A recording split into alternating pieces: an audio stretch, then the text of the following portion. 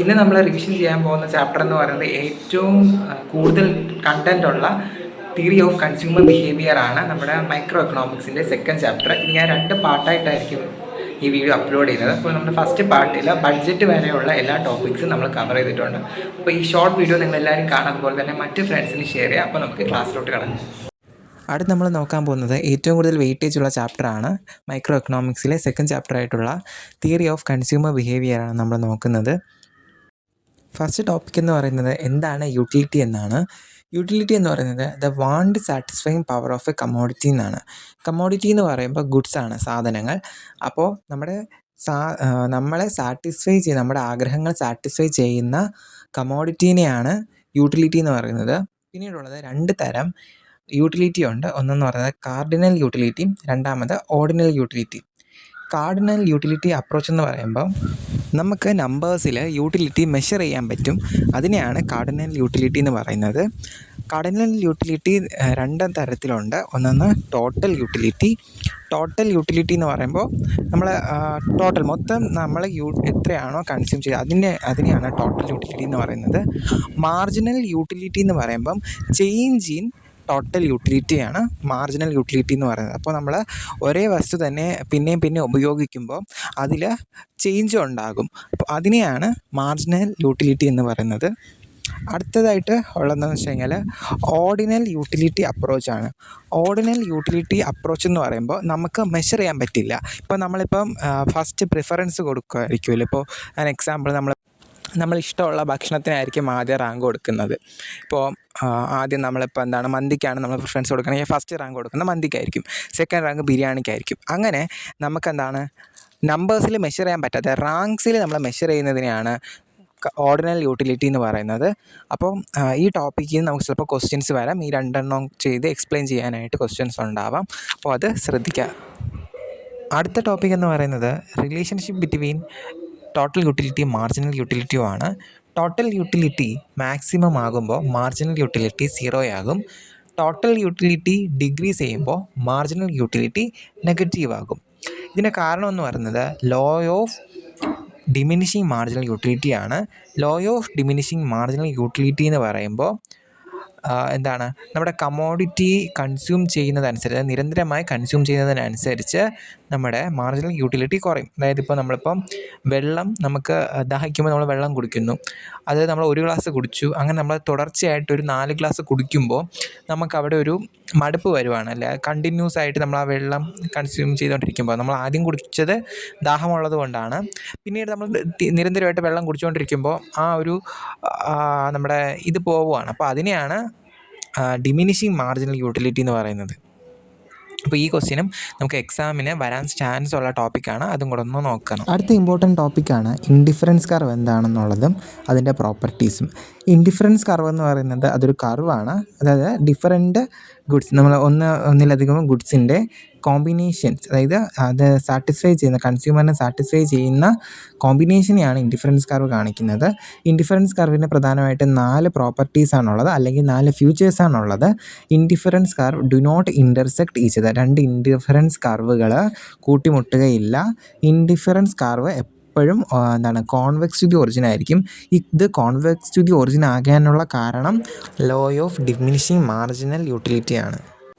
അടുത്തത് higher indifference give higher level of satisfaction. അതായത് ഇതിലായിരിക്കും കൂടുതൽ ഗുഡ്സ് ഉണ്ടാവുക. അപ്പം ധാരാളം സാറ്റിസ്ഫിക്കേഷൻ കിട്ടുന്ന പോയിൻറ്റും ഹയർ ഇൻഡിഫറൻസ് കർവ് ആയിരിക്കും. അടുത്ത പോയിൻ്റ് എന്ന് പറയുന്നത് ഇൻഡിഫറൻസ് കർവ് നെഗറ്റീവ്ലി സ്ലോപ്പ്ഡ് ആയിരിക്കും. ഇൻഡിഫറൻസ് കർവ് നെഗറ്റീവ്ലി സ്ലോപ്പ്ഡ് ആണ്. പിന്നെ നമുക്കൊരു പോയിൻറ്റും കൂടെ ഉണ്ട്. അതായത് ഇൻഡിഫറൻസ് കർവിൻ്റെ സ്ലോപ്പ് ലെഫ്റ്റിൽ നിന്ന് റൈറ്റിലോട്ടാണ്. അതായത് indifference slope downwards from left to right ആണ്. അതായത് ലെഫ്റ്റിൽ നിന്ന് റൈറ്റിലോട്ടാണ് ഡൗൺവേർഡ് ചെയ്യുന്നത്. ആ പോയിൻറ്റും കൂടെ നമ്മളൊന്ന് ഓർത്ത് വെക്കുക.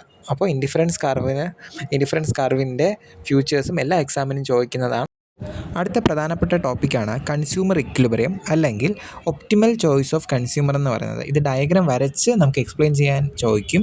എന്താണ് കൺസ്യൂമർ ഇക്വിലിബ്രിയം എന്ന് ചോദിച്ചു കഴിഞ്ഞാൽ, ഈ നമ്മുടെ മാക്സിമം സാറ്റിസ്ഫിക്കേഷനാണ്. നമ്മൾ ഓരോ കൺസ്യൂമറിൻ്റെ കയ്യിലുള്ള മാക്സിമം ഇൻകത്തിൽ അല്ലെങ്കിൽ ലിമിറ്റഡ് ഇൻകത്തിൽ അദ്ദേഹത്തിന് ലഭിക്കാവുന്ന മാക്സിമം സാറ്റിസ്ഫിക്കേഷനാണ് കൺസ്യൂമർ ഇക്വിലിബ്രിയം എന്ന് പറയുന്നത്.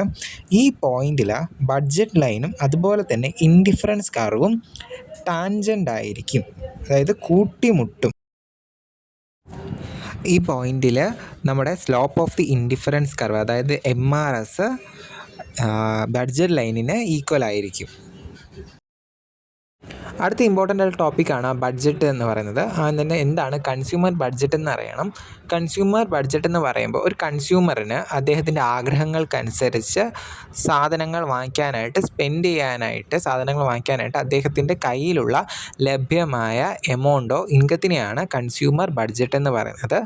അടുത്തത് കൺസ്യൂമർ ബഡ്ജറ്റ് സെറ്റാണ്. അപ്പോൾ ബഡ്ജറ്റ് സെറ്റ് എന്ന് പറയുന്നതാണെങ്കിൽ കോമ്പിനേഷൻ അല്ലെങ്കിൽ collection of all the bundles that the consumer can buy with his income. ഒരു കൺസ്യൂമറിൻ്റെ ഇൻകത്തിനുള്ളിൽ നിന്ന് എത്ര സാധനങ്ങൾ വാങ്ങിക്കാൻ സാധിക്കും, അതായത് മാർക്കറ്റ് പ്രൈസിനനുസരിച്ച് വാങ്ങിക്കാൻ സാധിക്കും എന്നതിനെയാണ് കൺസ്യൂമർ ബഡ്ജറ്റ് സെറ്റ് എന്ന് പറയുന്നത്. അടുത്ത ടോപ്പിക്ക് ബഡ്ജറ്റ് കോൺസ്ട്രെയിൻ്റ് ആണ്. അതായത് ഇപ്പോൾ ഒരു കൺസ്യൂമറിൻ്റെ expenditure less than or equal to his budget ആയിരിക്കും. അതായത് അദ്ദേഹത്തിൻ്റെ എക്സ്പെൻഡിച്ചർ എന്ന് പറയുമ്പോൾ അദ്ദേഹത്തിൻ്റെ ബഡ്ജറ്റിൽ കുറവോ ഈക്വലോ ആയിരിക്കണം. അതിനെയാണ് ബഡ്ജറ്റ് കോൺസ്ട്രെയിൻ്റ് എന്ന് പറയുന്നത്. അടുത്തത് എന്താണ് ബഡ്ജറ്റ് ലൈൻ എന്നുള്ളത് നോക്കണം. ബഡ്ജറ്റ് ലൈൻ എന്ന് പറയുന്നത് it is A locus point of combination of two goods. അതായത് രണ്ട് ഗുഡ്സിൻ്റെ ഒരു ലോക്കസ് പോയിൻറ്റിനെയാണ് ബഡ്ജറ്റ് ലൈൻ എന്ന് പറയുന്നത്. ഇത് നമ്മൾ ആൾജിബ്രിക്കലി പറയുന്നത് P1x1 പ്ലസ് P2x2 = M എന്നാണ്. ഇതിൽ P1 എന്ന് പറയുന്നത് price of the good one ആണ്. P2 എന്ന് പറയുന്നത് പ്രൈസ് ഓഫ് ദി ഗുഡ് 2. അതുപോലെ തന്നെ X1 എന്ന് പറയുന്നത് number of units of good 1. X2 എന്ന് പറയുന്നത് number of units of good 2. M എന്ന് പറയുന്നത് അവൈലബിൾ ഇൻകം, മണി, അതായത് കൺസ്യൂമറിൻ്റെ ബഡ്ജറ്റിനെയാണ് M എന്ന് പറയുന്നത്. അപ്പോൾ ഇതാണ് ബഡ്ജറ്റ് ലൈൻ. അപ്പോൾ ബഡ്ജറ്റ് ലൈനിൽ നമ്മൾ നോക്കേണ്ട പോയിൻ്റ് എന്ന് പറയുന്നത് ആദ്യം ബഡ്ജറ്റ് ലൈനിൻ്റെ X ആക്സിസും Y ആക്സിസുമാണ്. ബഡ്ജറ്റ് ലൈനിൻ്റെ X ആക്സിസിനെയാണ് നമ്മൾ ഹൊറിസോണ്ടൽ ഇൻ്റർസെപ്റ്റ് എന്ന് പറയുന്നത്. Y ആക്സിസിനെ വെർട്ടിക്കൽ ഇൻ്റർസെപ്റ്റ് എന്നാണ് പറയുന്നത്. നമ്മളിപ്പോൾ ഹൊറിസോണ്ടൽ ഇൻ്റർസെപ്റ്റ് കണ്ടുപിടിക്കാനായിട്ട് മണി, അതായത് M കൊണ്ട് പ്രൈസ് 1 ഡിവൈഡ് ചെയ്യുക. വെർട്ടിക്കൽ കണ്ടുപിടിക്കാനായിട്ട് M ഡിവൈഡഡ് ബൈ പ്രൈസ് 2. ഇത് നമുക്ക് പ്രോബ്ലം ക്വസ്റ്റ്യൻസ് വരും, അതുകൊണ്ടാണ്. പിന്നീടുള്ളത് ഈ ക്രോസ് ചെയ്തിരിക്കുന്ന ലൈനില്ലേ, ആ ലൈനിനെയാണ് സ്ലോപ്പ് എന്ന് പറയുന്നത്. സ്ലോപ്പ് കണ്ടുപിടിക്കേണ്ടതെന്ന് വെച്ച് കഴിഞ്ഞാൽ minus price 1 divided by price 2 ആണ് നമ്മൾ സ്ലോപ്പ് കണ്ടുപിടിക്കേണ്ട ഇക്വേഷൻ എന്ന് പറയുന്നത്. അതുപോലെ തന്നെ ബഡ്ജറ്റ് ലൈനിൻ്റെ ഇക്വേഷൻ എന്ന് പറയുന്നതും P1x1 പ്ലസ് P2x2 = M. അത് നമ്മൾ ഓർത്ത് വെക്കണം. അപ്പോൾ Y ആക്സിസിൽ നമ്മൾ ഗുഡ് 2ഉം X ആക്സിസിൽ ഗുഡ് 1ഉമാണ് എഴുതുന്നത്. ഇനി നമുക്കൊരു ക്വസ്റ്റ്യൻ നോക്കാം. SAക്കൊക്കെ വരുന്ന ടൈപ്പ് ക്വസ്റ്റ്യനാണിത്. ഇപ്പോൾ a consumer have 20 rupees and wishes to purchase 2 goods. The price of the good are 2 and 4 respectively. അപ്പോൾ ഫസ്റ്റത്തെ ക്വസ്റ്റ്യൻ എന്ന് പറയുക find the budget line equation ആണ്. അപ്പോൾ നമ്മൾ P1x1 പ്ലസ് P2x2 = M. അപ്പോൾ ആ ഒരു ഇക്വേഷനിൽ ഈ കിട്ടിയിട്ടുള്ള വാല്യൂസൊക്കെ ഇട്ട് കൊടുക്കുക. അപ്പോൾ ഇവിടെ എന്താണ്, 2 ഗുഡ്സ് ഉണ്ട്. ഇതിൽ ആദ്യത്തെ ഗുഡിൻ്റെ പ്രൈസ് എന്ന് പറയുന്നത് 2ഉം രണ്ടാമത്തെ ഗുഡിൻ്റെ പ്രൈസ് എന്ന് പറയുന്നത് 4ഉം ആണ്. ടോട്ടൽ എമൗണ്ട് എന്ന് പറയുന്നത് 20 ആണ്. അപ്പോൾ നമ്മുടെ ആൻസർ എന്ന് പറയുമ്പോൾ 2x1 പ്ലസ് 4x2 = 20 എന്ന് വരും. അടുത്ത find the horizontal and vertical intercept എന്നാണ് ചോദിച്ചേക്കുന്നത്. ഹൊറിസോണ്ടൽ കണ്ടുപിടിക്കാൻ നമുക്കറിയാം എമൗണ്ട്, അല്ലെങ്കിൽ M ഡിവൈഡഡ് ബൈ P1. അപ്പോൾ M എന്ന് പറയുന്നത് 20 ആണ്. 20/2 ചെയ്യുമ്പോൾ നമുക്ക് ഹൊറിസോണ്ടൽ കിട്ടും. 20/4 ചെയ്യുമ്പോൾ നമുക്ക് വെർട്ടിക്കലും കിട്ടും. സ്ലോപ്പ് കണ്ടുപിടിക്കാൻ നമുക്കറിയാം മൈനസ് P1/P2 ആണ്. ആ ഇക്വേഷൻ ഇട്ട് നമ്മൾ ആൻസർ ചെയ്യുമ്പോൾ നമുക്ക് സ്ലോപ്പ് കിട്ടും. ബഡ്ജറ്റ് ലൈൻ എന്ന് പറയുമ്പോൾ ഏകദേശം ഇങ്ങനെയായിരിക്കും വരുന്നത്. അടുത്തായി നമ്മൾ നോക്കാൻ പോകുന്നത് ചേഞ്ചസ് ഇൻ ബഡ്ജറ്റ് ലൈനാണ്. അപ്പോൾ ബഡ്ജറ്റ് ലൈനിൽ ഉണ്ടാകുന്ന ചേഞ്ചുകൾ അല്ലെങ്കിൽ ഷിഫ്റ്റുകൾ എന്തൊക്കെയാണ് നമ്മൾ നോക്കുന്നത്. 2 തരം കാരണങ്ങളാണ് ഉണ്ടാകുന്നത്. ആദ്യത്തേത് ചേഞ്ച് ഇൻ പ്രൈസും അതുപോലെ തന്നെ ചേഞ്ച് ഇൻ ഇൻകമാണ്.